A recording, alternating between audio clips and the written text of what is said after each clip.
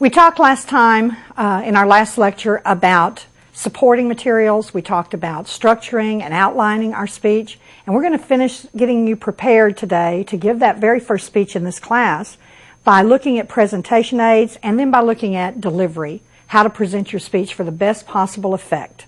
And then you're going to be ready to give that first speech. And I hope you're going to enjoy that process. So let's look at presentation aids first. Don't just tell us something, show us. And that's what presentation aids do. They help to illustrate in a way that while examples are wonderful, narratives are wonderful, statistical and factual support can do a great job, testimony, a visual aid serves many functions that show us in a way that those other types of support can't. What are the advantages of presentation aids? First, they enhance understanding. They make a speech more memorable. They establish authenticity, so it makes you more credible and it enhances your credibility. It improves your delivery. When you have to incorporate that aid in, you will work a little harder, so that's smooth, and so it's actually going to improve the delivery of your speech to have that aid and use it in a way that's very effective. Reduces your anxiety because you can go to that aid, and then also it adds variety to your speech. So definitely advantageous to use them. However, I skipped a slide. Let me go back. I've lost it somewhere. Okay. Presentation aids, I will tell you, have some disadvantages. And the disadvantages can be they take time to prepare. If you don't use them in an effective way, it can actually help you to lose your credibility or cause you to lose credibility with the audience. So there's other things that presentation aids can be distracting if you don't use them correctly. So you want to keep that in mind. You also have to worry about whether the equipment is working properly. If you're going to use, say, a DVD, a CD, a VHS tape, even an overhead projector, the responsibility is on the speaker. So you'll need to make sure that those kinds of things are available for your speech, and you also have to make sure they're working properly. And you can work with your presentation instructor to ensure that. But let's look at the different types of presentation aids. People would be one. You can actually ask for a volunteer from the audience. You can a live person becomes a presentation aid when that person helps you to illustrate something, especially a how-to, a demonstration speech. Think in terms how you might use a person as your aid. An object or a model is another type of aid. Graphics, and I'm going to list some of these, or I have on this slide for you, a sketch, a map, different graphs, charts. I always think of, we get to flip charts or another type. I always think of Ross Perot, and you see, but he used flip charts every time he spoke when he was running for president. Textual graphics, this slide is an illustration of those. Bullet lists, also illustrated on this slide. Acronyms, where we reduce and just choose that first letter of several words and form an acronym that becomes very memorable. More types of aids would be pictures and flip charts, posters. I've got them all listed here. Handouts. Let me stop for a moment and talk about handouts. Handouts are very effective if they're used properly. What you don't want to do is you don't want to distribute them at the wrong time. And when's the wrong time? While you're speaking. While you're speaking. You don't want to stop in the middle of your speech or even walk row to row and pass out a handout because it's going to distract from what you have to say. The person's going to be worrying about, is she going to hand it to me next? Then the person behind them is going, I need to get them and pass them back. So you're losing all these people's attention. So you don't want to distribute your handout in the middle of speaking. Here's the rule. You want to distribute a handout at the beginning. If while you're speaking, you're going to need your audience to refer to something in that handout, that will help your audience to understand your speech text. You want to distribute your handout after you're through speaking if it's something there to take with them as a reminder or a follow-up to what you've said. So what is the handout doing? What is that presentation aid doing determines when you distribute it. Chalk or a marker board, going back to our list, a chalk or a marker board is another type of presentation aid, but I'll caution you here, we have to have these disclaimers here for these, I caution you about turning your back to your audience to write something on a board. It's going to break that audience connection that is so important. And once you break that connection, then you've got to work to get it back. So if you do use a marker board or a chalkboard, what you can do is prior to speaking, record what you need to have on that board and cover it, and then take that cover down when you come to that part of your speech where you're going to refer to it. Video and audio, I've talked about, VHS, DVD, CD. This is where equipment's going to be required, and you need to just ensure it's available to you and it's in working order. And then the last type that your text talks about and we'll talk about today is computer-assisted presentation aid. This is like PowerPoint. You want to look at your instructions in Chapter 10 when it comes time for you to use PowerPoint, and I'll tell you now 2 things about PowerPoint in this course. I'll tell you 3. The first is PowerPoint is a wonderful speaker's tool, but to depend on it too heavily can become disadvantageous also. So we require that 1, you do not use PowerPoint for any other speech than your group symposium. 2, that you're required to use PowerPoint for your group symposium. So your informative speech that you give first in this class, your persuasive speech that you'll give last in this class, you are required to use a form of visual support, a presentation aid that is not computer assisted. Not just not PowerPoint, but not computer assisted. PowerPoint computer assist is required and the only visual aid that you need to use for your group symposium. Are there ethical considerations to using presentation aids? Can you imagine that ethics enters into it? Well, I'm going to pose an example to you and you tell me. New Year's Eve 1999, quite a few years ago now, but the new millennium. Remember, we were all terrified. Are our clocks going to work? Are our cars going to run? Is our money going to get completely screwed up in our bank accounts because of that digit changing from a 19 to a 20? And they think of the people, the IT people that made lots and lots of money working tons and tons of hours to try and correct or anticipate and correct in advance that the devastation that we were afraid would happen. I mean, I remember even people getting together supplies thinking their refrigerators wouldn't be running because of computers in them. So here it is, New Year's Eve 1999, big event for many reasons, new millennium. And if you were home instead of out celebrating that New Year's Eve, you would have seen on every channel, cables included, all these channels broadcasting from Times Square in New York, where it was going to be midnight first, in that first time zone in the United States. And it's been a tradition to broadcast New Year's Eve from Times Square for as long as I can remember. So here we are, all these different news crews there in Times Square. And I just happened to be watching, which tells you I didn't have anything to do that night. I just happened to be watching KHOU, CBS, Channel 11 here in Houston. And here, Times Square, if you've been to New York, you know Times Square is where Broadway and 7th Avenue come together. And there's a kind of a triangular building there with a huge marquee that has been depicted and illustrated in movie after movie and television show after television show that's set in New York. And on that marquee, for years and years, Coca-Cola had the advertising rights. But then some years back, you started to see Toyota, or you started to see different investment firms, whatever it may be, bought ad space on that marquee. So it's much sought after, you can imagine, because it's in one of the most popular places on the globe. So here I'm watching Channel 11, CBS, and Dan Rather is in Times Square, and he's reporting that major international news event.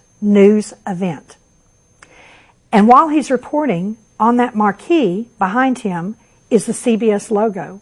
And I remember thinking to myself, oh my gosh, what, with NBC and foreign news stations, cable stations, what must CBS have paid for that ad space? You want to guess how much they paid? Try nothing. They didn't pay a penny for it because it wasn't there. If you were standing in Times Square, you didn't see that. You saw whomever had paid for the ad space. Was it Toyota, a banking concern, whomever? It wasn't there because CBS digitally corrected or digitally enhanced that newscast to show their logo on that marquee. Now, I'm going to pose this question to you. Is that ethical? Is it ethical to do that? A lot of students say, yeah, what's wrong with it? But consider that you've stolen. Theoretically, CBS could be cited with stealing because someone else paid for that ad space. But on the bigger stage, what about a television station, media's right to alter a news event, something that's a news event? If we're going to alter that, are we going to alter footage or coverage maybe of what we're seeing happening in Iraq? You have to think about where to draw the line. These are the kinds of ethical considerations that you have as a speaker. You need to consider them. You need to make up your mind. Another example of an ethical consideration when you're talking about presentation aids is the Columbia shuttle disaster. PowerPoint has been used and now faulted for contributing to that disaster. Now, how is that possible? How could a PowerPoint slide or a PowerPoint presentation have anything to do with the Columbia shuttle disaster? Well, problems that are encountered during preparation for flights, one of them being foam coming off, that was relegated on a PowerPoint slide that we used in a briefing meeting as they're preparing, one department telling another, here's where we are in flight preparation. The information about any problems the foam could or couldn't cause was relegated to a real small, kind of at the bottom, almost an afterthought portion of a slide. It wasn't given the import that we all found out it should have had. So even the balance of the information, the emphasis that you're giving on presentation aids, physically on them, can be an ethical consideration. So how to balance and emphasize what's important and give it its proper attention. And then the other thing, ethically, you want to credit your sources. So these are some examples of ethical considerations that you'll have as a speaker when you choose presentation aids. And it may not be anything as big as the Times Square incident. It may not be anything as big as the Columbia shuttle situation, but still, there is an ethical side to choosing your aids. Remember to invoke the principles of design. So you want simplicity, visibility, emphasis, and balance. And you'll see this slide that you've got in front of you illustrates all of those concepts. Simple, visible, emphasis given to the elements as well as the larger frame, and then balance. Also, you want to use the principles of color. It adds impact. It conveys and enhances meaning. And then, of course, it creates an impression or a mood. Yeah, hey, we're in college. Can we afford to go and if we're going to have handouts, make color handouts for everyone? Maybe not. But, purchasing colored paper on which to just Xerox your handouts, at least it won't be just that plain old black and white. And then at the same time, as you're using that color, going back to my previous slide, talking about how simple it is and visible it is, you want to make the best use of white space. And when I'm talking about white space as a media term, I'm talking about not crunching everything together. We all have to read things like this all the time. And you just get this and, okay, I'm excited to read all that. So make it as attractive as you can to invite your listeners to look at the information you're providing to them. Remember, when you're putting together your presentation aid, to keep it simple. That is going to serve you well. It's going to eliminate some of the distractions that it may cause. It's going to eliminate any other kind of counter effect it could have. The simplicity of your visual aid and your ease of using it are going to be what conveys the most meaning, the most mess in your message for your audience. So when using it, practice before you get up to give your speech. Integrate it smoothly into that place in your speech where you're going to refer to it or use it as an illustration. Decide the placement of it in the room before you ever begin to speak. If you're going to use a poster, many students will just go ahead and hang it, but blank against the wall so they can turn it over at the time that they're going to use it. But you need to look for things like, how am I going to affix it? If you get there and you're trying to use a chalkboard and just lean up against there and then it swoops out into the room because you had nothing for it to adhere, you want to make sure you're prepared if you're using posters or maps or charts or graphs. You also, I can't stress enough, ensure that your electronic equipment is in working order. Your presentation instructors will do their best to give you that assurance, but you just don't want to get there and not have made sure that what's available to you for one, and can your presentation instructor assure that it will work for you. And in that way, you take responsibility for, hey, what is it? Don't bring a CD or a DVD if all you've got is a VHS available. So make sure that you're bringing the right thing for the right equipment. And then you want to keep it out of sight until you're using it. If you come up to speak and you take your visual aid and you just stick it on the table, and it's sitting there for everyone to look at while you're speaking, they're going to not pay attention to you and start to wonder, well, when is she going to use that? Well, I wonder what that has to do with. I wonder what, et cetera, et cetera. So you don't want it to conflict with the attention the audience has on you. Okay, that is Chapter 10, the presentation aids. We're going to finish up today, and it's kind of exciting. You're going to be ready to speak when this lecture is over. Again, having read the text before you look at the lecture, make sure you've read the text. Maybe again, after you've seen the lecture, to just make sure that the details that may assist you in giving that first speech weren't overlooked. So how do you say it best? Chapter 11, presenting your speech. Your goal is integrated communication. What does that mean? What does that mean? You're using the verbal elements and your nonverbal elements so they match up and exhibit an expanded conversational style. Talk to us. Communicate with us. Communication starts with CO for a reason, co. It is an exchange. It's not just me, it's not just you standing up and saying words. It's communicating with someone. Sending a message to an intended, and we talked a little bit the other day about unintended, but to an intended receiver, your audience. So that's your goal. Don't take your eyes off of that goal. There are 4 major methods for delivering a speech. We're going to be doing the last one in this course. And I would encourage you, almost without fail, to use the last one when you have the opportunity. The first type of speech is an impromptu that we're going to talk about, is impromptu speaking.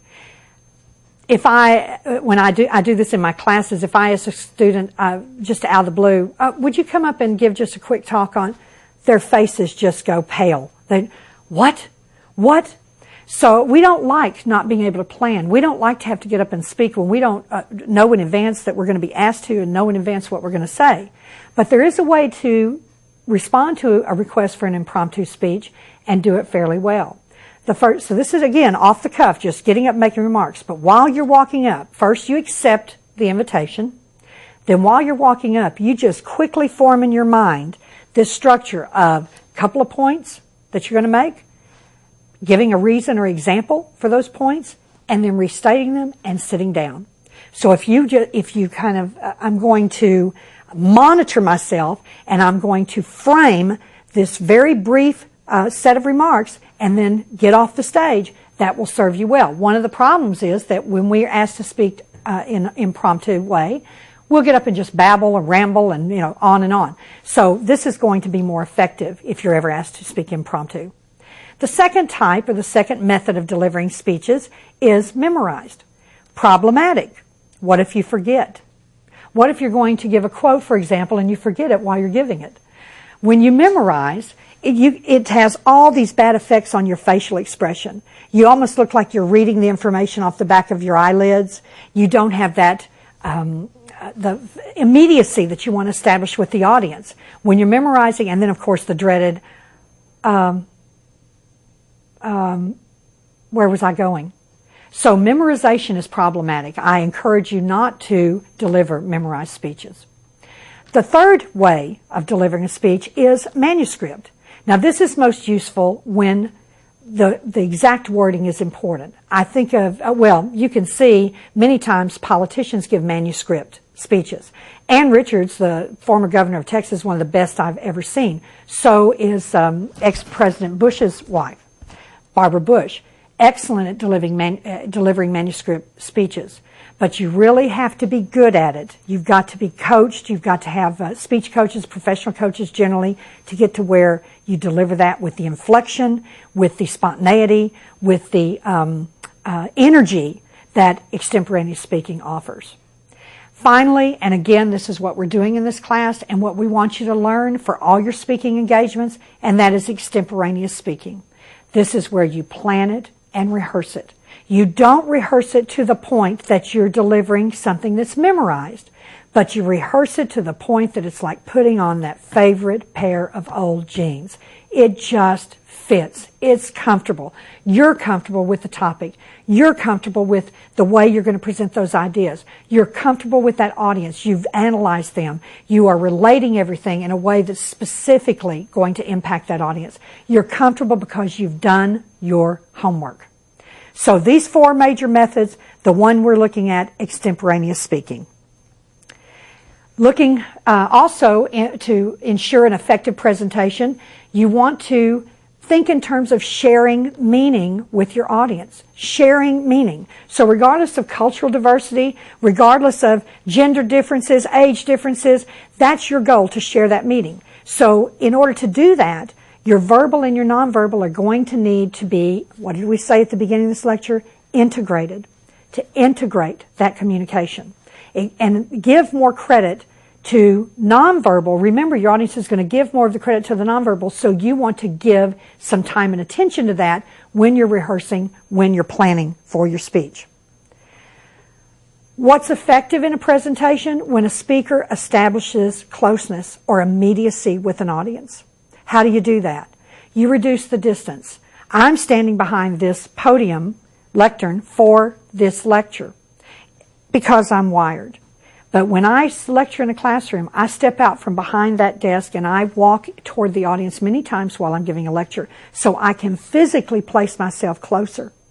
Proximity, and we're going to look at that, is a nonverbal. It tells an audience something. It tells your audience that you are, number one, not nervous about talking. Number two, and that may be faking it until you become not nervous, but number two, that you're invested, that you're committed, and that this is a shared moment.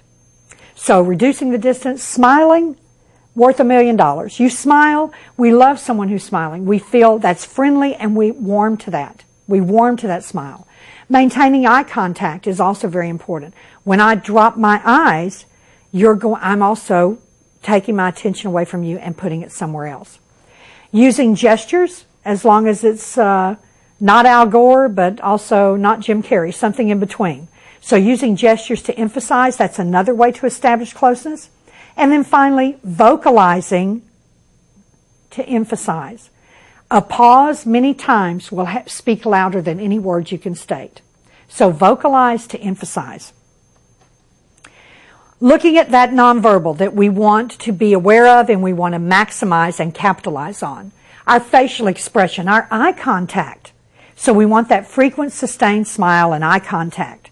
Movement, our gestures, I've already talked about that. The way we posture and the way we execute our gestures, we want them to be natural. The distance we have, proxemics is and I know that's on your exam in this course, so you want to make sure you know that definition. It's the study of how humans use space while we communicate. And there are, and your text talks about this, there are definite space ranges for intimate conversation, for social conversation, for public speaking, etc., etc. So how we use that, and we're more comfortable with a certain amount of feet between us and whomever we're speaking to, given the purpose of that message. Is it intimate? Is it social? Is it public? Noting here that 2 elements affect proximity, 2 ways we look at distance. The first is actual distance between the parties that are communicating. And I've already talked about that a little bit. We are threatened if someone gets too close to us, unless that's an intimate dialogue. We also don't want to be too far away and end up shouting things or be so removed that the intended recipient of our message feels like it's being broadcast publicly, or that we are intentionally pushing them away or keeping them at bay. But another way distance affects communication is elevation. Think of a courtroom. There's a reason that the lawyer is sitting, the witness is just a few feet above them in the witness box, and the judge is above that. Because the judge's word in the courtroom is the last word. It is the esteemed, highest valued word in that courtroom. And right under that, sitting right next to that judge, is the witness. Because our judicial system states that witness's word is to be believed until we can prove otherwise. And then at the bottom is the hired gun, is the attorney. So there's a reason for the structure in a courtroom that non-verbally tells you who's got the power, who's got the most power. Similarly, I'll tell you a story of you probably are aware of this, visible changes. If you go into a visible changes, you will see that the stylist is the highest. There's elevations in that hair salon. That's because John McCormick and Mary Ann McCormick, who started Visible Changes, she believed that hairstylists were treated like might as well be a housekeeper, cleaning crew. She believed that they needed to have more regard, be regarded higher. So she designed Visible Changes, and when you walk into one, they started out with the first one here in Houston, and then now it's expanded, I think, through Texas and maybe a couple other states. But every one of them is the same. When you walk in, there's different levels. Who's important in that salon? You know that the stylist is. They are given that kind of regard, that kind of respect. So proxemics non-verbally tells us something. We see, without a word being spoken, just the arrangement, just that space, outward or up, tells us something. Personal appearance also, this is an important aspect of nonverbal communication. So you want to dress respectfully. You want, the perception of you is that you want to be credible. And how do you do that? You don't come in, shorts with holes in them or flip-flops or any of that. You want to dress up when you speak.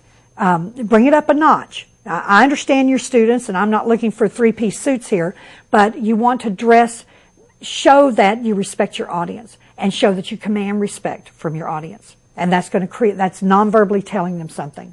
That you're confident, that you feel good about yourself, and that you respect them enough to invest that time and energy into that. And then finally, rehearsing.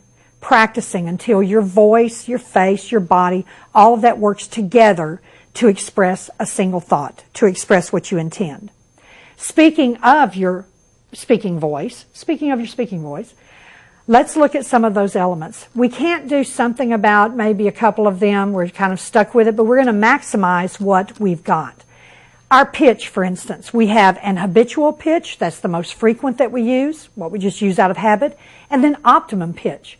If you recognize a good example, say Karen Walker on the sitcom Will and Grace, she's got a pitch that you remember. I don't know if I want to listen to a speech by her for very long. But in that case, if you were Karen Walker from Will and Grace, or you have problems with a high, really kind of high, squeaky pitch, then you want to work toward a more optimum sound so your listeners, it will be easier for them to comprehend because they will actually want to listen to you. Rate. This is something, another aspect of vocalics. This, your effective speaking voice is called vocalics. Your rate has another effect. If you just talk really, really, really fast, which I have to really work on myself to slow down and speak slower. But if you talk really fast, you kind of breeze by your audience, and I don't know what she said, she was talking too fast. Or if you talk really slow, it kind of drags down the audience, makes it harder for them to pay attention. And remember, you're trying to sustain their attention throughout your speech. Another thing under rate, we want to look at rhythmic variations. What happens is we become lost for words. We find ourselves at a loss for words. And so we insert things like so, well, or You want to, those are called disfluencies, and you want to eliminate those. The problem is once you start noticing that you're doing it, it becomes like, another potato chip, you can't stop. So you just want to rehearse and rehearse to where you're not going to find those places where you like basically. So you eliminate those because you're better prepared. How loud we are, another one of my personal challenges. I speak very loud. So I've never been accused of, I never heard her. Did you hear her? But you can imagine how a very soft speaking voice can be a struggle, a challenge for an audience. So you want to work on that and get that volume up, but not so up that their ears are blown back at the back of the room. Variety, having variety to your speaking voice. This adds interest. So you do want to work on your inflection, the rhythm of your voice, the inflection of your voice. Kind of get a cadence, but not a sing-song kind of cadence, but a nice rhythmic pattern. Speaking of patterns of speaking, articulation, pronunciation, and enunciation, very important. We lose credibility if we don't enunciate. We lose credibility, or it's difficult for our audience to follow us if we don't pronounce words correctly. Likewise, if we are not articulate, where we say the individual sounds of words, individual letters distinctly and clearly, where we pronounce, obviously want to say words correctly. It isn't the library. We're not going to go to the library after class. Library. Pronunciation and context, the enunciation that I'm talking about. I do this in email myself. Let me know. L-E-M-M-E-N-O. L-E-M-M-E-K-N-O-W. Gimme a call. We do this. We've developed a shorthand, and it's getting more and more prevalent, not only in emails where, kind of truncated communication, but also in conversation. We get kind of lazy with how we speak. So what we want to do is work on these, that practicing, that rehearsing, work on how articulate we are, that we're pronouncing things right, that we're enunciating. And then finally, dialect. Let me say that there is no superior or inferior dialect, but there is a dialect that your particular audience may be more familiar with, more comfortable with. So for you, that may be one of your challenges, just like I have my challenges, just like all speakers have their particular vocal effect challenges. You want to ensure that you've worked on these and practiced and optimized all of these elements of vocalics. And again, integrating the nonverbal with the verbal elements. I'm going to wrap up the lecture with something that may happen for you, and that would be a question and answer if you have one at the end of your speech. Remember, you need to allow plenty of time. If you're going to Q&A, you've got to do a good enough job in that speech to cover the main ideas that you are going to offer, but then allow in your conclusion for Q&A, and that you're going to have to control that in some way by maybe only asking one question with a very short speech. That may be all you have time for. But in other speeches, and in this one, to properly prepare for Q&A, you want to follow these 5 steps or be most effective when you're question and answering with an audience. You prepare for it by anticipating what you might be asked. You, secondly, repeat or paraphrase the question once it's asked you. This is in case the rest of the audience didn't hear it. So you want to repeat it. It also buys you time to formulate your answer. The third is you want to maintain eye contact with the entire audience. When you take a question from the audience, yes, you're going to look at the person who posed it. But then when you repeat that question, you want to invite the rest of that audience in on this answering opportunity that you have. Fourth, if it's a hostile question, in other words, someone is kind of setting you up for failure, then you want to reword any kind of emotional question with something that's framed more objectively. So you still reword or rephrase that question, but you definitely want to use more objective language when you do. And then finally, if you don't know, don't fake it. Don't be afraid to say, I don't know, but then just offer. But I'll do my best to find that out for you and give a way to be contacted. So these are the tips for an effective question and answer, again, if you happen to incorporate that into your speech. So you are now, with this series of lectures that we've had, and with the textbook reading, I can't stress that enough. You must read the text to be adequately prepared, but you are now ready to succeed. So if you apply what you've learned, you should enjoy giving the speech. You should certainly enjoy hearing the speeches of others, and you will learn so much from those other student speeches. But because you're going to see what works really well, and you're going to see those things that you'll seek to eliminate if they didn't work well, if they in any way impeded your ability to understand and appreciate that speaker's message. So the next lecture we'll have will be to prepare you for your second speaking engagement in this class, second speaking assignment, and that's going to be a group symposium where you're going to work with other members of the class to teach a chapter out of the text. So I'm looking forward to that, and I wish you all great success on your informative speeches.